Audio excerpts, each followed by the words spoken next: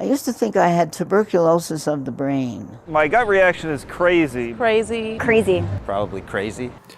Joanne Greenberg was diagnosed with schizophrenia in 1948 at the age of 16. It's kind of crazy. Crazy. Crazy people locked up in small rooms. It's something bad. I knew that.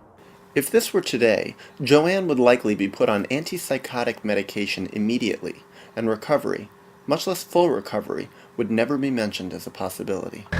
You need medication. You have to take your pills. Chemical imbalance. Instead, Joanne began intensive therapy with one of the preeminent clinicians of the day, Dr. Frieda Fromm-Reichmann. You have to see a psychiatrist, get some drugs. A mental disease. People that, are psycho. Absolutely insane. Now, over 60 years later, Joanne Greenberg, a college professor and the world-respected author of the best-selling novel I Never Promised You a Rose Garden, tells us the story of her full recovery from schizophrenia without medication.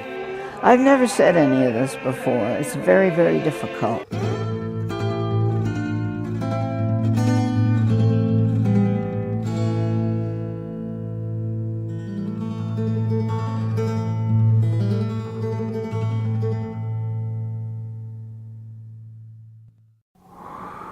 I started to hear voices when I was 17 years old. Crazy people? Crazy people. Kill yourself, kill your mother, kill your sister. Psychopaths. Straitjackets and asylums. Psychiatry, medication. I totally believed that the devil had taken me over. Something wrong with the person. At the age of 17, Catherine Penny was diagnosed with schizophrenia. They told my mother Mental illness. she needed to realize Mental illness. I had an illness Mental illness. that nobody gets well from. Mental illness. And she needed to take care of her other children. Severe mental illness.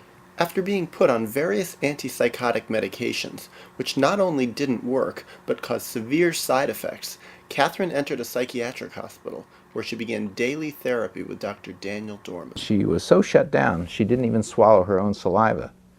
She left her mouth open a little bit, and her saliva drooled down all over the front of her dress and drip in a string off the hem into a puddle on the floor.